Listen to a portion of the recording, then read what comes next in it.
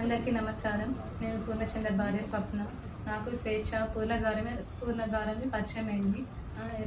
Relation ఉందని నాకు అసలు తెలియదు. రిలేషన్ గురించి కూడా నాకు తెలిసింది స్వేచ్ఛ ద్వారానే. కానీ నాకు ఫోటో పెట్టడం ద్వారా తెలిసింది. నేను పూర్ణని అడిగాను ఏంటిది అని చెప్పేసి అడిగితే చెప్పాడు. చెప్పినాక నాకు ఆయనకి గొడవలు స్టార్ట్ అయింది.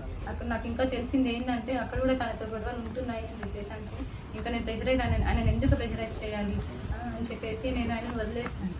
ఇంకా నేను ఇందుకు ఇప్పుడు మీడియా ముందుకు వచ్చానంటే అరణ్య మా ఆయన మీద చేసిన ఆరోపణలు చూసి నేను తట్టుకోలేక నేను ముందుకు వచ్చాను. నేను మీడియా ముందుకు ఎందుకు వచ్చానంటే ఇప్పుడు స్వేచ్ఛ కూతురు అరణ్య మా ఆయన మీద నిందలు వేస్తుంది. ఆ నిందలు నేను చూసి తట్టుకోలేక నేను వచ్చాను బయటికి. నా పిల్లలతో పాటే నా అరణ్యను కూడా తీసుకున్నాడు. స్కూల్లో జాయిన్ చేశాడు, ఫీజులు కట్టాడు. నా పిల్లలకి బట్టలు తీసుకున్నప్పుడు ఆయన కూడా తీసుకునేవాడంట.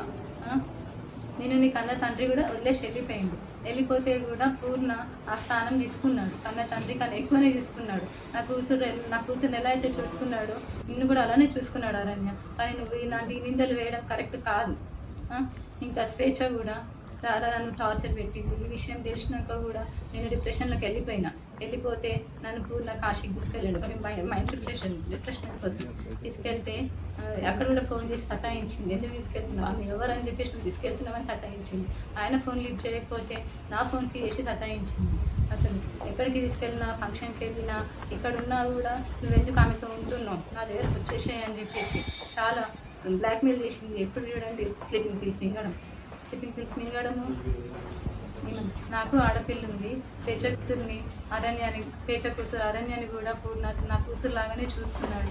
నాకు తెలియకుండా పిల్లలని ఆమె దగ్గరికి తీసుకొని వెళ్ళి ఆడ తీసుకుంటే వచ్చేవాడు. తర్వాత నాకు నా పిల్లలు చెప్పారనమాట, అక్క దగ్గరికి వెళ్ళి ఆడుకుంటున్నాను, ఒక ఆంటీ ఉన్నది, ఒక ఆంటీ నన్ను అమ్మ అని పిలవమని చెప్పింది అని చెప్పేసి నా కూతురు చెప్పింది.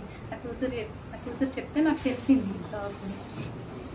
నాకు తెలియదు తన వెనకాల ఎవరుండి చెప్పిస్తున్నారో కూడా నాకు తెలియదు. కానీ ఇవన్నీ చేయొద్దు అరణ్య నువ్వు. మా ఆయన మీద నాకు నమ్మకం ఉంది. ఆయన అంత చెడ్డ మనిషి కానే కాదు. ఇంత చేరదీసిండు నిన్ను అరణ్య. మీ మమ్మీని ఇంత చేరదీసినా కూడా నా బతుకుని మీ మమ్మీ ఏం చేసిందమ్మా, తీసుకోమని మళ్ళీ రోడ్డు పాలు చేసేసింది.